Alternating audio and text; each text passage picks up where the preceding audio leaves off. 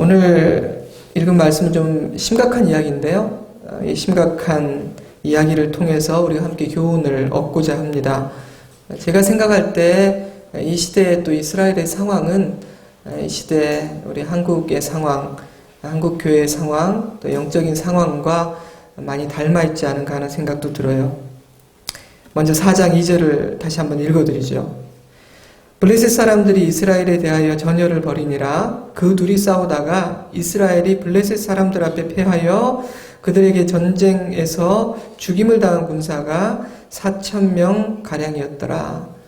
큰 패배였기 때문에 충격적이기는 하였겠지만, 그러나 이것은 이제 시작될 더 심각한 일들의 서막에 불과했습니다. 이스라엘 장로들이 참 영성이 이때 떨어져 있긴 했지만 그래도 전쟁은 하나님께 속하였다, 이런 믿음을 가진 사람들이었기 때문에 이 패배 배후에 하나님이 어떤 뜻이 계신 걸까? 도대체 우리가 왜 진 거지? 이런 질문을 던졌죠. 그리고 이런 결론을 내립니다. 3절 말씀. 이스라엘 장로들이 이르되 여호와께서 어찌하여 우리에게 오늘 블레셋 사람들 앞에 패하게 하셨는고, 여호와의 언약궤를 실로에서 우리에게로 가져다가 우리 중에 있게 하여 그것으로 우리를 우리 원수들의 손에서 구원하게 하자. 지금 우리에게 필요한 것이 뭐지? 하나님의 임재야. 하나님이 함께 하셔야 우리가 이길 수 있지 않겠어? 그러면 뭘 해야 될까? 그렇지. 실로에 있는 그 여호와의 언약궤를 가져오는 거야. 상당히 괜찮은 그런 생각처럼 보였죠. 그림을 준비했는데요. 10계명이 새겨진 돌판과 아론의 쌍난 지팡이, 그리고 이스라엘의 광야 생활을 상징하는 만나가 들어와 있던 여호와의 언약궤는 하나님의 임재, 하나님이 이스라엘과 함께 하신다는 것을 상징하는 아주 거룩한 물건이었죠. 이스라엘의 장로들은 바로 그 언약궤를 가져와서 다시 한번 블레셋하고 붙어보자, 이렇게 제안을 했던 겁니다. 4절 말씀. 이에 백성이 실로에 사람을 보내어 그룹 사이에 계신 만군의 여호와의 언약궤를 거기서 가져왔고, 여호와의 언약궤가 진영에 들어올 때 온 이스라엘이 큰 소리로 외침에 땅이 울린지라. 하나님이 우리와 함께 하시면 어찌 블레셋 따위가 우리를 이길 수 있겠는가? 백성들의 사기는 하늘을 찔렀겠죠. 이미 게임은 끝났다고 생각했을 것입니다. 반면 이 소식을 들었던 블레셋 사람들은 굉장히 당황했죠. 7절 말씀. 블레셋 사람이 두려워하여 이르되 신이 진영에 이르렀도다. 우리에게 화로다. 누가 우리를 이 능한 신들의 손에서 건지리요? 그들은 광야에서 여러 가지 재앙으로 애굽인을 친 신들이니라. 이 말씀으로 미뤄보면 블레셋 사람들은 출애굽 때 있었던 일들, 10가지 재앙, 홍해가 갈라진 사건, 불기둥, 구름기둥, 모든 것을 듣고 알았던 것 같아요. 그래서 만약 그 하나님이 이스라엘과 함께 하신다면 우리가 어떻게 그들을 이길 수 있을까 생각했던 겁니다. 이 멘탈과 사기라는 측면에서 볼 때 승부의 추가 이스라엘로 많이 기울어 있다는 느낌이 들죠. 그런데 일은 전혀 뜻밖의 방향으로 전개되기 시작합니다. 9절 말씀. 너희 블레셋 사람들아 강하게 되며 대장부가 되라. 대장부같이 되어 싸우라. 이들이 이를 악물고 독을 품은 겁니다. 그러나 이번에 이스라엘에게는 언약궤가 있었습니다. 하나님께서 함께 하신다면 독을 품은 인간의 연합 따위는 아무런 위협이 되지 않겠죠. 그래서 비록 1패를 당하긴 했지만 이스라엘을 용기백배하여서 블레셋과의 전투에 다시 임하게 되죠. 어떻게 되었을까요? 10절. 블레셋 사람들이 쳤더니 이스라엘이 패하여 각기 장막으로 도망하였고, 사륙이 심히 커서 이스라엘 보병에 엎드러진 자가 3만 명이었으며 하나님의 궤는 빼앗겼고 엘리의 두 아들 홈니와 비느하스는 죽임을 당하였더라. 충격적인 결과였습니다. 첫 번째 전쟁에서 4,000명이 죽었는데 이번에는 보병 3만이 죽었고 대제사장 엘리의 두 아들을 잃었습니다. 무엇보다도 충격적인 것은 하나님의 언약궤를 빼앗겼어요. 이스라엘 역사상 초유의 참사였습니다. 너무나 충격적인 일이었기 때문에 이 소식을 들은 엘리 제사장은 의자에서 뒤로 넘어졌는데 목이 부러져서 죽었죠. 그 당시 이스라엘의 참담한 심정을 사무엘상 4장 22절은 이렇게 표현합니다. 하나님의 궤를 빼앗겼으므로 영광이 이스라엘에서 떠났다. 이스라엘의 자랑은 하나님이 함께 하신다는 것이었습니다. 하나님의 임재, 그것이 이스라엘의 능력이고 자랑이었는데 이제 하나님이 우리를 떠나셨다 이렇게 생각하는 백성들의 마음이 어땠을까요? 다시 일어서려면 뭔가 하기는 해야 했지만 그들이 할 수 있는 일이 아무것도 없었습니다. 왜냐하면 여호와의 언약궤는 그들이 가진 마지막 카드였는데 그 카드를 써버렸거든요. 심각했습니다. 전쟁에서 패했죠. 대제사장을 잃었으며 언약궤마저 빼앗겨 버렸으니 절망하지 않을 수 없었을 것이에요. 여러분, 도대체 왜 이런 일들이 일어나는 걸까요? 왜 하나님은 이렇게 될 때까지 그냥 가만히 계셨습니까?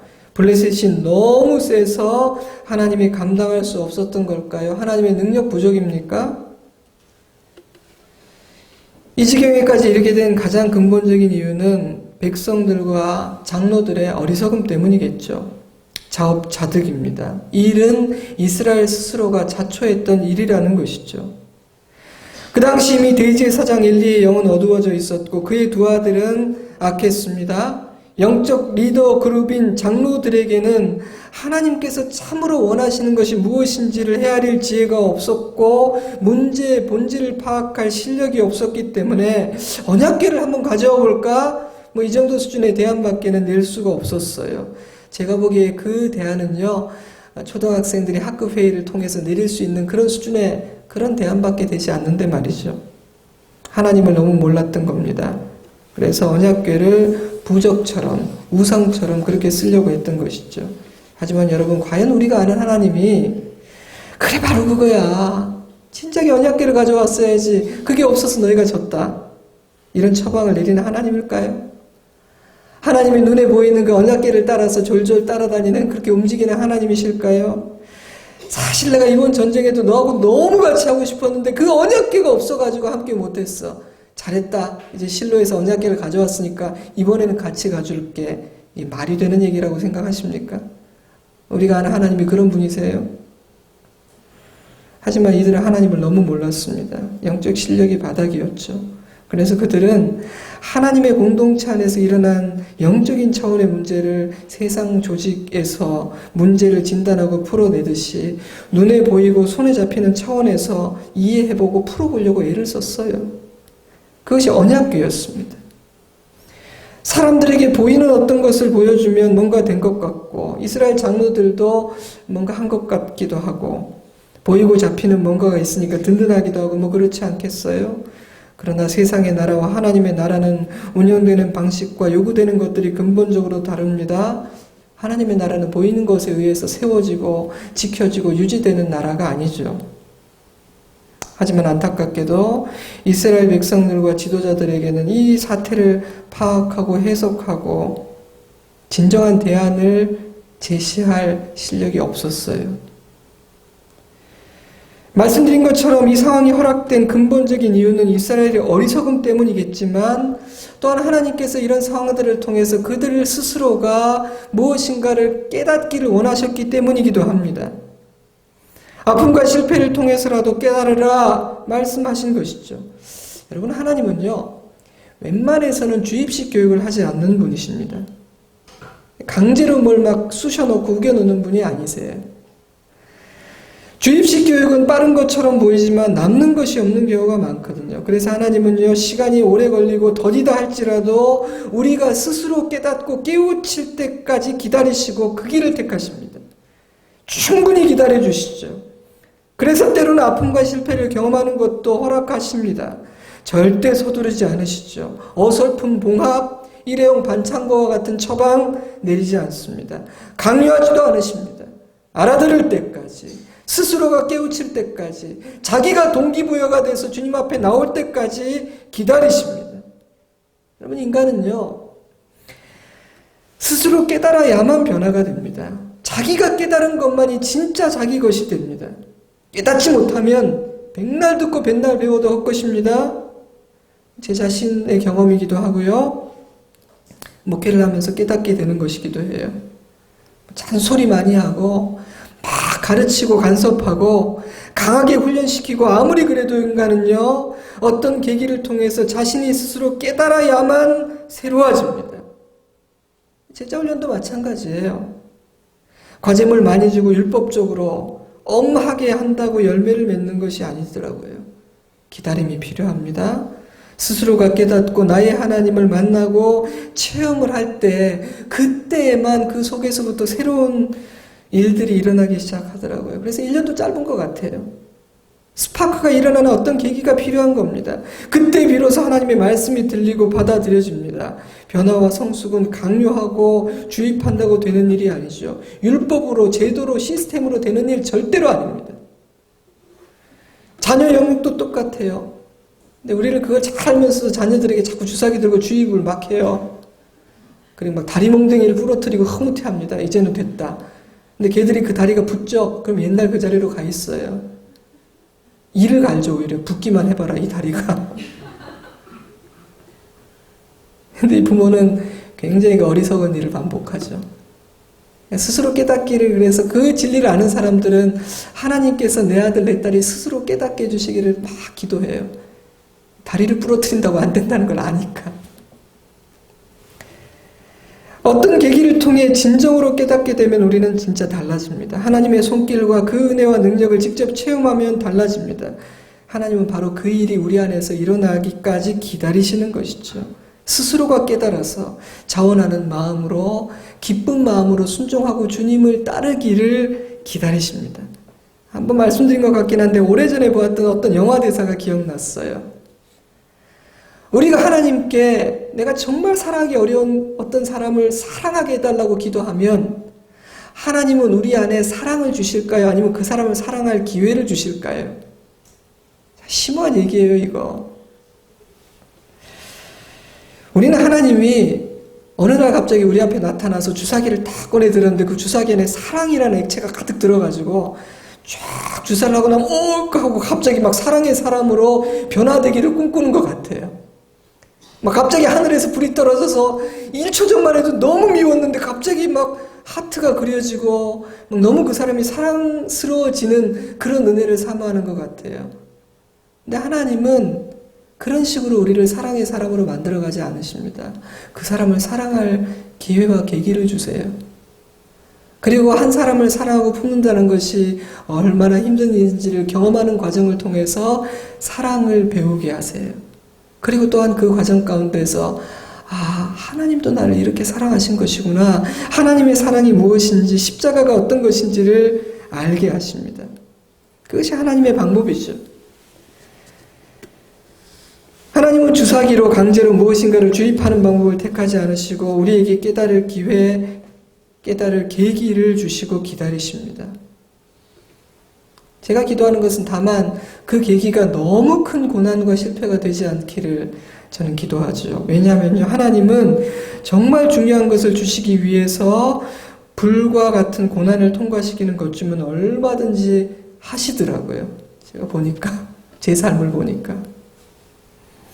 물론 우리가 철이 들고 성숙해지면 질수록 아주 작은 소리로 말씀하셔도 깨달을 수 있지만 아직 성숙하지 못하고 어리석을 때는 충격적인 사건이 벌어져야만 겨우 멈춰서서 뭔가 이게 이렇게 생각하거든요. 안타깝게도 이스라엘은 이미 좋게 말해서 들을 수 있는 상황이 아니었던 것 같아요. 때문에 이들에게는 너무 충격적이고 너무 아파서 멈춰서서 생각하지 않을 수 없는 어떤 계기가 필요했습니다. 그래서 하나님은 이들이 블레셋에게 지도록 하셨고요. 언약궤가 적군의 손에 넘어갈 때까지 그냥 가만히 계셨습니다. 침묵하셨어요. 멈춰라. 그리고 서서 생각해봐라. 왜 이런 일이 있는지 한번 생각해보라는 거죠. 여러분, 하나님은 우리가 만만하게 여겨도 되는 분이 아닙니다. 우리를 한없이 사랑하시기 때문에 착각하는 경향이 있는데요. 하나님은 굉장히 두려운 분이기도 하십니다. 하나님은 언제나 무엇이 중요한지, 어느 길이 생명의 길인지를 생각하고 계시기 때문에 우리가 정신을 차릴 수 있고 깨달을 수만 있다면 전쟁에 지게도 하시고 무엇인가를 빼앗기게 하시는 것 주면 얼마든지 허락하십니다. 실패하게도 만드십니다. 그 이유는 하나님께서 언제든지 그렇게 잃어버린 것들을 되찾을 수 있으시다는 자신감이 있기 때문이기도 하고요. 하나님은 언제나 정말 중요한 것을 줄 수만 있다면 그 어떤 것도 그리 큰 대가가 아니다라고 생각하시기 때문에 그런 것 같아요. 때문에 저는 지금 하나님께서 이스라엘을 살리기 위해서 극약 처방을 하고 있다는 생각도 듭니다. 이제 진짜 중요한 것은 이 상황 가운데 이스라엘이 하나님의 뜻을 깨닫고 다시 무엇인가 돌아갈 수 있는 실력이 아직도 남아있는가, 이제 그게 문제예요. 지난주 설교 제목은 인간에게 소망이 남아있는 이유였습니다. 그 이유는 하나님께서 인간을 포기하지 않으셨기 때문이다 말씀드렸죠. 우리에게 소망이 있는 이유는 인간에게 있는 것이 아니라 하나님에게 있습니다. 빛이 어둠을 이길 것이기 때문에 하나님이 빛이시기에 우리에게 소망이 있습니다. 인류에게 소망이 있어요. 오늘 설교의 제목은 하나님의 백성들에게 소망이 남아있는 이유입니다. 그 이유도 동일해요. 우리 하나님이 크고 위대하신 하나님이시기 때문입니다. 때문에 그 누구도 하나님의 영광과 명예를 빼앗을 수 없기 때문입니다. 하나님의 백성들이 상당히 괜찮은 사람들이기 때문에 소망이 있는 것이 아닙니다. 사실 하나님의 백성들은 별로 변변치 못한 사람들이에요. 여러분, 이스라엘이 얼마나 한심하고 약한 민족이었습니까? 우리가 못나고 부족해서 우리 때문에 하나님의 이름이 조롱을 당하는 경우는 또 얼마나 많습니까? 그러나 왕이신 하나님이 위대하시기 때문에 하나님의 백성들에게 소망이 있다는 말씀을 드리는 것입니다. 다 같은 죄인들이고 형편없는 사람들이니 세상 나라 백성들이나 하나님 나라 백성들이나 별 차이 없을 것 같습니까? 그렇지 않습니다. 대단한 차이가 있습니다. 어느 나라 백성이냐, 내가 속한 나라가 어디냐, 내 소속이 어디냐, 이것은 진짜 중요합니다. 제가 미국에 살짝 살아봤잖아요. 미국에 불법 체류자가 많거든요. 그분들의 평생의 소원은요, 내 전부를 걸어서라도 그 나라의 백성이 되는 겁니다. 시민권을 얻는 거죠. 여러분, 한국 되게 우습게 여기는 분들 많은데요. 한국에도 불법 체류자들이 굉장히 많아요. 그분들의 소원이 뭔지 압니까? 대한민국 백성이 되는 겁니다. 이 나라의 시민권을 체득해서 합법적으로 이 땅에서 살아가는 것이 그분들의 꿈이에요. 어느 나라에 속했는지가 하나도 중요하지 않다고요? 아니요. 내가 어느 나라의 백성인지는 굉장히 중요해요. 나의 왕이 누군지는 굉장히 중요합니다. 누가 나를 통치하고 나를 이끌고 보호하는지는 굉장히 중요해요. 사랑하는 성도 여러분, 여러분의 소속은 어디입니까? 사무엘상 5장 1절, 블레셋 사람들이 하나님의 궤를 빼앗아 가지고 에벤에셀에서부터 아스돗에 이르니라. 블레셋 사람들이 하나님의 궤를 가지고 다곤의 신전에 들어가서 다곤 곁에 두었더니 이스라엘 여호와 대단한 줄 알았더니 별거 아니구만. 이들은 하나님을 이렇게 조롱하면서 그 언약궤를요, 자기들이 섬기는 우상의 신전에 두었죠. 저는 정말 이 부분을 읽을 때 고개를 들 수 없을 만큼 하나님께 죄송하고 부끄러웠습니다. 어떤 장면이 연상됐냐 하면 자식이 사고쳐서 부모가 학교에 가서 무릎 꿇고 비는 느낌이 들었어요. 우리 때문에 하나님이 망신당하고 있는 겁니다. 그런데 일은요, 이상한 방향으로 막 흘러가기 시작했어요. 사무엘상 5장 4절, 그 이튿날 아침에 그들이 일찍이 일어나 본즉 다곤이 여호와의 궤 앞에서 또다시 엎드려져 얼굴이 땅에 닿았고 그 머리와 두 손은 끊어져, 손목은 끊어져 문지방에 있고 다곤의 몸뚱이만 남았더라. 5장 6절, 여호와의 손이 아스돗 사람에게 엄중히 더하사 독한 종기의 재앙으로 아스돗과 그 지역을 쳐서 망하게 하니, 너무나 잠잠해서 무기력해 보이기까지 하던 하나님의 손이 다곤을 치고 블레셋 사람들을 치기 시작했습니다. 저는 이 과정을 보면서 그런 생각이 들었어요. 진짜 실력자는 요란하지 않다. 괜히 아무것도 없는 사람만 시끄러워요. 하나님 조용하게 일하셨습니다. 근데 무서우셨어요. 제가 지도를 준비했는데 이때부터 언약궤가 막 움직이기 시작합니다. 두려움에 빠진 아스돗 사람들의 요청에 의해서 언약궤는 가드로 옮겨지는데 가드도 어려움을 당하게 되자 다시 에그론으로 옮기죠. 그러자 에그론 사람들이 울면서 호소했습니다. 제발 언약궤를 우리에게 가져오지 말라고. 우리는 하나님이 너무너무 두렵다고. 그러니까 그냥 우리가 감당할 수 없는 언약궤 우리가 감당하지 말고 원래 있던 곳으로 돌려보내라고. 그 백성들에게 보내달라고. 그들은 하나님을 감당할 수가 없었던 겁니다. 여러분, 하나님은 무기력한 왕이 아니십니다. 하나님께서 뜻을 정하시고 조용하지만 단호하게 자리에서 일어나시면 그 누구도 하나님을 감당할 수 없습니다. 여러분, 우리는 하나님을 두려워하는 마음도 가져야 됩니다. 하나님 만만히 여기면 안 됩니다. 마침내 언약궤는 스스로 제 발로 이스라엘로 돌아오죠. 사무엘상 7장 1절. 이 발음이 어려워. 기럇 여아림 사람들이 와서 여호와의 궤를 옮겨 산에 사는 아비나답의 집에 들여놓고 그의 아들 엘리야사를 거룩하게 구별하여 여호와의 궤를 지키게 하였더니 궤가 기럇 여아림에 들어간 날부터 20년 동안 오래 있은지라 이스라엘 온 족속이 여호와를 사모하니라. 이 장면을 상상해 보세요. 영영 빼앗긴 줄 알았던 여호와의 언약궤가 제 발로 스스로 돌아왔고 이스라엘 백성들의 어리석음으로 땅에 떨어졌던 하나님의 명예가 회복되었습니다. 이제는 되찾을 수 없을 줄 알았던 하나님의 임재가 이스라엘 가운데 임했으니 얼마나 기쁘고 얼마나 감격적이었겠습니까? 이스라엘 온 족속이 여호와를 사모하니라. 저는 이 표현이 너무나 좋아요. 한번 잃어보았기 때문에 여호와 하나님을 이전보다 더 사랑하게 된 것이 아닐까요? 여러분, 잃어버리고도 더 사랑하지 않으면 바보입니다. 잃어보았기 때문에 이제는 우리에게는 하나님만 있으면 된다. 꼭 붙잡은 이 손 놓지 않으리, 이런 다짐을 한 것이 아닐까요? NIV 성경은요 이렇게 번역했어요. Then all the people of Israel turned back to the Lord. 바로 이것이 하나님께서 원하시던 것이었습니다.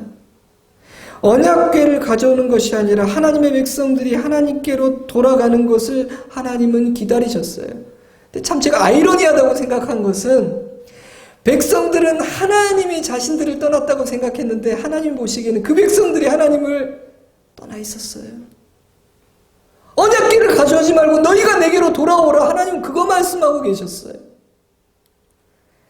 여러분이 사모하다라는 히브리어 단어 나하는요 슬퍼하고 애도했다는 뜻이에요. 한국말로 사모한다고 번역했지만 돌아온 언약궤를 보면서 백성들은 자신들의 죄로 인해 하나님의 이름이 욕되게 된 것을 회개했다는 의미 아닐까요? 다시는 하나님의 영광을 잃어버리지 않겠다는 다짐의 눈물이 아니었을까요?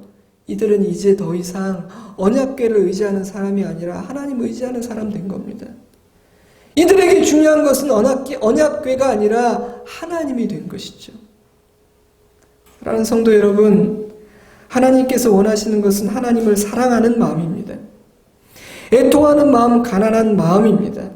언약궤를 앞세우는 것도 인간의 지혜로 법과 제도를 정비하는 것도 눈에 보이는 어떤 것을 만들고 세우는 것도 하나님 원하시는 답이 아닙니다. 하나님은 이스라엘이 하나님께도 돌아와서 하나님을 사랑하는 백성이 되기를 원하셨어요. 참으로 다행히도 이 이야기의 결론은 이스라엘 온 족속이 여호와를 사모하니라 였어요. 자, 이제 문제는 이스라엘이 이 마음을 잃어버리지 않는 것이었습니다. 이 마음을 잃어버리지 않는 거였어요. 사랑하는 성도 여러분, 우리에게도 이런 일이 일어나기를 바랍니다. 우리가 이전보다 여호와를 더 사랑하게 되기를 바라요. 그것이 이 시대의 교회와 그리스도인들에게 아버지께서 기대하는 일이 아닐까요? 이것 말고 하나님께서 우리에게 뭘 원하시겠습니까? 이런 일을 하면 기뻐하지 않을까? 이것을 하면 하나님을 기쁘시게 할 수 있지 않을까? 사실 그럴까요? 저는 하나님께서 원하시는 것은 우리가 무엇을 해서 영광을 돌리는 것이 아니라 우리가 하나님께로 돌아가 하나님을 사모하고 하나님만을 의지하는 백성이 되는 것이라고 생각합니다. 그런 백성이 되면 그 넥스트 스텝은 주님께서 인도해 주시고 보여주시는 대로 따라가면 되는 거죠. 그런데 사람들은요, 여호와께 돌아가지도 않았으면서 그 기본과 기초도 아직 탄탄하지 않으면서 그것을 생략하고 그 다음 과정을 하려고 해요. 여호와를 위해서 무엇인가를 하려고 합니다. 자, 그런데 이 과정에서 우리가 놓치지 말아야 할 중요한 사실이 있어요. 그것은 바로 언약궤가 스스로 돌아왔다는 겁니다. 스스로. 이스라엘이 한 일이 아무것도 없었습니다. 이스라엘은 울고만 있었을 뿐이죠. 그런데 하나님 스스로 자기 백성들에게 돌아오셨습니다. 사람의 도움이 필요하지 않았어요. 하나님은 스스로 돌아오셨고 이스라엘뿐만 아니라 블레셋까지도 하나님의 위엄과 권위 앞에 무릎을 꿇게 만드셨습니다. 하나님의 백성들에게 소망이 남아있는 이유가 뭔지 아세요? 그 하나님이 우리의 왕이시기 때문입니다. 우리가 그 나라의 백성이라는 사실이 우리의 소망입니다. 백성들은 변변치 않고 심지어 어리석고 죄된 본성도 가지고 있지만 그 나라를 다스리시고 그 백성을 보호하시는 왕이 너무너무 괜찮은 왕이신 거예요. 여러분, 나라가 망하면 백성은 비참해집니다. 보트 피플, 난민, 한국도 경험해본 나라 일은 서로 아시지 않습니까? 그러나 하나님의 나라는 망하지 않습니다. 백성들이 훌륭해서 망하지 않는 것이 아니라 왕이 위대하시기 때문에 망하지 않습니다. 여러분, 망할 나라의 왕을 섬겨서는 안 됩니다. 없어질 나라의 왕에게 순종해서는 안 됩니다. 우리는 망하지 않는 영원한 나라, 빛의 나라, 그 나라의 왕이신 하나님의 백성이라는 것을 기억해야 합니다. 여러분, 우리는 하나님 나라의 백성이란 정체성이 분명하고 확실합니까? 하나님을 우리의 왕으로 모시고 살아가고 있습니까? 하나님을 왕으로 모시고 살아가느냐 아니냐 별 차이가 없는 것 같으세요? 그렇지 않던데요. 차이가 크던데요. 제 경험으로는 하나님을 진정한 나의 왕으로 인정하는 분들은 말씀을 들으면 반응합니다. 돌이키고 회개할 줄 아는 실력이 있습니다. 겸손합니다. 날마다 빛으로 나아갑니다. 믿음의 모험을 할 줄도 압니다. 하나님을 붙드는 실력이 있습니다. 인간은 쉽게 변하지 않지만 하나님을 왕으로 인정하는 사람들은 변화되고 달라지는 것 저는 많이 보았는데요. 여러분, 우리의 왕은 하나님이십니까? 분명합니까? 내가 어느 나라에 속해 있다는 것이? 세상의 눈에는 언약궤를 빼앗기고 하나님의 명예가 땅에 떨어지며 하나님과 그의 교회가 패배한 것처럼 보일 때가 있습니다. 자식들이 너무 못나서 블레셋의 신이 하나님을 이기고 하나님의 뜻과 계획이 수포로 돌아간 것처럼 보이기도 합니다. 그러나 여러분, 블레셋이 하나님을 이길 수 있을까요? 누가 감히 하나님의 영광을 빼앗을 수 있겠습니까? 하나님은 자기 백성들과 이방 나라에게 하나님의 하나님 되심을 보여주려고 언약궤를 잠시 그곳에 둔 것뿐입니다. 다시 돌아오고자 작정하셨을 때 사람이 도와주지 않아도 됐습니다. 하나님이 자기 영광을 보이십니다.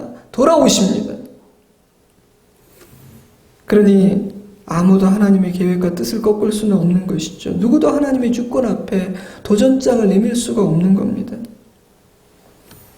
때문에 잠시 언약궤를 빼앗기고 하나님이 패배한 것처럼 보인다고 해서 하나님을 떠나는 것은 얼마나 어리석은 일입니까? 하나님이 없다고 생각하고 나의 방법으로 살 길을 찾는 것이 지혜로운 일일까요? 블레셋에 투항해버리거나 그들의 신을 나의 신으로 삼는 것이 지혜로운 일입니까? 아니요. 우리는 언제나 하나님 편에 서 있어야 합니다. 더 하나님을 사랑하고 그 말씀을 믿고 따르며 믿음의 좁은 길을 걸어가야 합니다. 특별히 부모로서 우리는 자녀들에게 그것을 가르쳐야 합니다. 학원, 공부, 세상의 성공 무시할 수는 없겠죠. 하지만 목숨을 걸 일은 아니죠. 없어질 나라의 일 아닙니까? 우리는 하나님의 백성 아닌가요? 바보 같다는 소리를 들어도 우리는 우리의 기준과 믿음을 가지고 살아야 됩니다. 세상의 눈치, 사람의 눈치를 보면서 기죽을 이유도 없죠. 그런데 어떻게 들리실지, 제 마음이 잘 전달이 될지 모르겠는데 제가 이 말씀을 묵상하면서 이런 생각이 들었어요. 언약궤마저 빼앗겨버린 것과 같은 그런 실패의 자리에 있을 때 인간은 아무것도 하지 않는 것이 지혜로운 일이 아니겠는가 하는 이런 묵상이 되었어요. 일반적으로 그런 실패와 어려움을 당하면요, 인간은 그 상황을 바로잡고 회복하려고 자꾸 뭔가를 하려고 해요. 팔을 걷어붙입니다. 막 뭔가를 짓고요, 법과 제도를 만들고 막 구호를 외치고 사람을 모으고 막 이런 일들을 합니다. 인간의 경험과 사례 안에서 답을 찾으려고 하죠. 저는 어쩌면 그것이 문제가 아닌가 하는 생각이 들어요. 과연 인간의 지식과 경험과 사례 안에 답이 있을까요? 인터넷을 뒤지고 자료를 찾고 인간의 자문을 구하는 것에 진정한 대답이 있을까요? 하나님의 말씀 안에 하나님께 답이 있는 것이 아닐까요? 진짜 답은. 하나님의 사람과 세상 사람, 세상 나라의 백성과 하나님 나라의 백성의 차이는 뭘까요? 그럴 때 이전보다 더 말씀으로 들어가고 기도의 자리를 찾는다는 것이 아닐까요? 이 시대에 우리들이 진짜 그렇게 하고 있는지 모르겠어요. 때문에 저는 이상하게 들리실지 모르겠지만 오히려 그런 순간은 인간의 모든 생각과 시도를 내려놓고 하나님의 하나님 되심을 인정하며 하나님의 주권 앞에 모든 것을 바보같이 맡겨야 될 때가 아닌가. 언약궤가 스스로 돌아오듯이 하나님이 스스로 일해 주시기를 기다려야 하는 때가 있는 것이 아닌가. 기도하는 겁니다. 때로는 금식도 하는 겁니다. 그 어느 때보다 더 깊이 말씀을 묵상하는 것이죠. 이스라엘은 언약궤를 가져오는 것이 아니라 그냥 손을 놔야 됐어요. 아무것도 안 해야 됐어요. 그냥 하나님 앞에 엎드려야 됐어요. 그들이 경험한 패배는 너희가 하려고 하는 그것을 하지 말고 내 앞에 엎드리라. 나의 주권을 바라보고 나를 의지하라는 사인이었으니까요. 이런 말씀들이 떠올랐습니다. 출애굽 14장 13절 너희는 두려워하지 말고 가만히 서서 여호와께서 오늘 너희를 위하여 행하시는 구원을 보라. 너희가 오늘 본 애굽 사람을 영원히 다시 보지 아니하리라. 14절 여호와께서 너희를 위하여 싸우시리니 너희는 가만히 있을지니라. 시편 46편 10절 너희는 가만히 있어 내가 하나님됨을 알지어다. 내가 문나라 중에서 높임을 받으리라. 성경을 보면 때로 우리가 가만히 있어야 할 때가 있는 것 같아요. 그때는요, 엉클어진 실타래를 풀기 위해서 무엇인가를 하기보다는 그저 하나님께서 하고자 하시는 그 일을 방해하지 않는 것이 중요한 시기입니다. 이 말을 잘 기억해 두세요. 내가 뭘 하는 게 아니라 방해만 안 해도 잘할 때가 있어요. 때로는 무엇인가를 주님을 위해서 우리가 막 해야 되지만 때로는요, 어떤 때는요, 방해 안 하는 것이 우리가 해야 되는 가장 훌륭하고 위대한 일일 때도 있다는 겁니다. 어설프게 나서지 않아야 된다는 거죠. 어쩌면 저는 이 시대가 그런 시대인지도 모르겠다는 생각이 문득 들었습니다. 뭐 어떻게 적용해야 될지 모르겠지만 그 생각이 들었어요. 너무 많은 인간의 생각과 말과 행위들이 오히려 하나님의 일을 방해하고 있는 것은 아닐까. 하나님을 돕는다고 하는 일들이 진짜 하나님 돕는 건가 하는 생각도 해보았어요. 에스겔서에 이런 말씀이 있습니다. 36장 21절 그러나 이스라엘 족속에 들어간 그 여러 나라에서 더럽힌 내 거룩한 이름을 내가 아꼈노라. 내가 이렇게 행함은 너희를 위함이 아니요 너희가 들어간 여러 나라에서 더럽힌 나의 거룩한 이름을 위함이라. 여러 나라 가운데서 더럽혀진 이름 곧 너희가 그들 가운데서 더럽힌 나의 큰 이름을 내가 거룩하게 할지라. 내가 그들의 눈앞에서 너희로 말미암아 나의 거룩함을 나타내리니 내가 여호와인 줄을 여러 나라 사람이 알리라. 저는 하나님께서 자기 이름을 아끼신다는 것이 참 감사했어요. 하나님께서 자기 이름을 아끼시기 때문에 자기 이름을 위해서 열심을 내겠다는 약속이 감사했습니다. 그래, 하나님께서 자기 이름을 아끼시기에 자식들이 아픔을 당하고 조롱을 당할 때 가만히 계시지 않겠구나. 우리를 사랑하시기 때문이기도 하지만 자기 이름을 위해서라도 하나님은 하나님의 교회를 지켜내시겠구나, 내버려두지 않으시겠구나 하는 믿음이 생겼어요. 소망이 생겼습니다. 만약 하나님께서 자신의 거룩한 이름과 명예에 전혀 관심이 없다면 하나님의 자녀가 어떠한 삶을 살든 교회와 그리스도인들이 세상의 조롱을 받든 말든 팔짱을 끼고 계시겠죠. 그러나 자기 이름을 아끼시는 하나님은 자신의 거룩한 이름을 위하여 세상의 역사에 개입하시고 작정하신 선하신 뜻을 반드시 이룰 것입니다. 열심을 내어서 자기 백성들을 지키시고 회복시키실 거예요. 이방에 빼앗겼던 하나님의 언약궤가 사람의 힘과 노력이 아니라 하나님 스스로의 권위와 능력으로 돌아온 것이 그 증거가 아니겠습니까? 그런 하나님이 우리 하나님. 내가 그 왕의 백성이라는 것이 우리에게 소망이라는 것입니다. 말씀을 맺겠습니다. 내가 내 이름을 아껴노라는 하나님의 말씀 앞에서 저는 좀 부끄럽기도 하고 죄송하기도 했어요. 하나님께서 자기 이름을 스스로 아껴야 할 만큼 아무도 하나님의 이름을 아끼지 않았나 보다 하는 생각이 들었어요. 인간은 자기의 이름에는 관심이 굉장히 많은데 하나님의 명예에 대해서 관심이 없었구나 하는 부끄러운 마음이 들었습니다. 사실은 이스라엘 백성들이 하나님의 이름과 명예를 지켜드렸어야 했는데 오히려 그 이름을 더럽힌 사람들이 이스라엘 백성 아니었습니까? 사랑하는 성도 여러분, 미력하고 부족하지만 우리라도 하나님의 이름을 존귀히 여겨드렸으면 좋겠습니다. 세상은 하나님의 이름을 귀하게 여기지 않는다 할지라도 적어도 우리 그리스도인들은 여호와의 이름을 존귀히 여길 수 있었으면 좋겠습니다. 우리가 하나님을 사모하고 순종하는 참 착한 백성이 되었으면 좋겠어요. 하나님의 이름을 존귀히 여기는 방법은요, 언약궤 가져오는 것이 아닙니다. 뭘 짓는 게 아닙니다. 제도 정비가 아닙니다. 인간의 경험과 지식에 의존한 대안들을 열심히 찾아내는 것이 아닙니다. 하나님의 이름을 존귀히 여기려면 하나님의 주권을 인정하고 하나님께로 돌아가야 됩니다. 그리고 하나님을 사모해야 합니다. 그것부터 해야 합니다. 저와 여러분은 하나님께 돌아간 백성인가요? 우리는 하나님을 사모하고 있습니까? 또한 우리는 어리석고 세상 사람들이 너무 순진하다고 느껴질 정도로 하나님의 주권을 철저히 믿어야 됩니다. 하나님이 가만히 계시지 않을 것이다. 하나님의 뜻이 이루어질 것이다.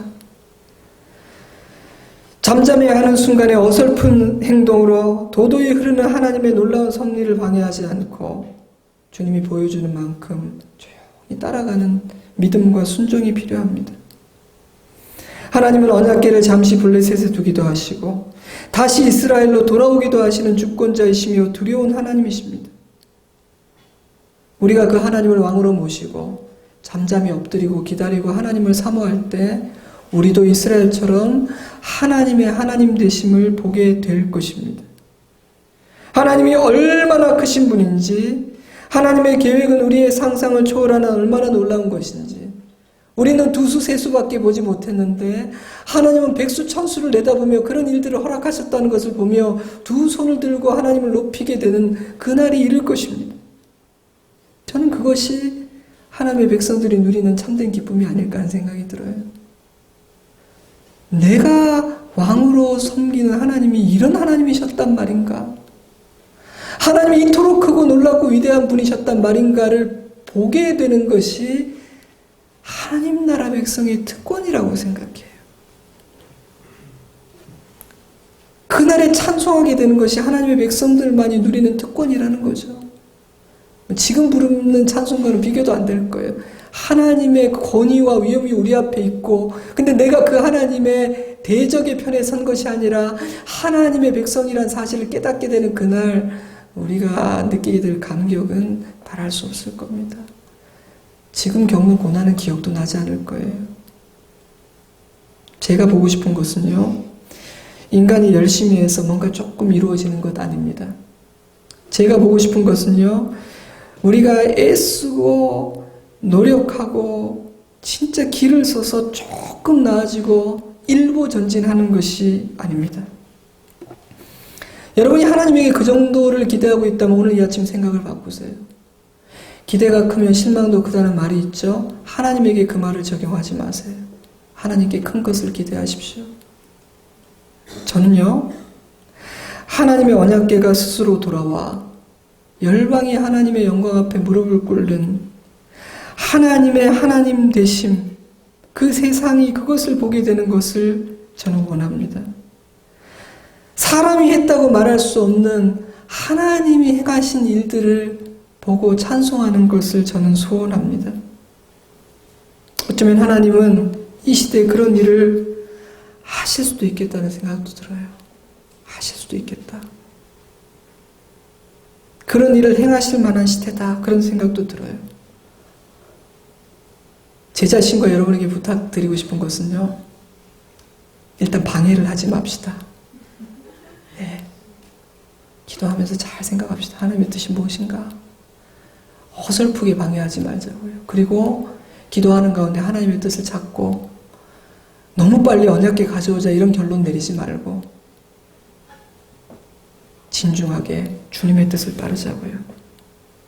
그리고 그 어떤 순간에도 내 왕은 하나님이시고 나는 하나님 나라의 백성이다. 이 자부심을 잃지 않았으면 좋겠습니다. 백성은 변변치 않지만 우리 왕은 끝내준다. 그 자부심이 우리에게 좀 있었으면 좋겠어요. 그러면 우리는 그 하나님의 주권을 믿으면 스스로 이스라엘로 돌아오시고 블레셋을 무릎 꿇게 하시는 하나님의 영광, 하나님이 행하시는 일을 보게 될 겁니다. 왜냐하면 우리 눈에는 보이지 않지만 하나님은 지금도 일하고 계시거든요. 그가 기럇 여아림에 돌아간 날부터 20년 동안 오래 있은지라 이스라엘 온 족속이 여호와를 사모하니라. 우리에게도 이런 일이 일어나기를 주님의 이름으로 축복합니다.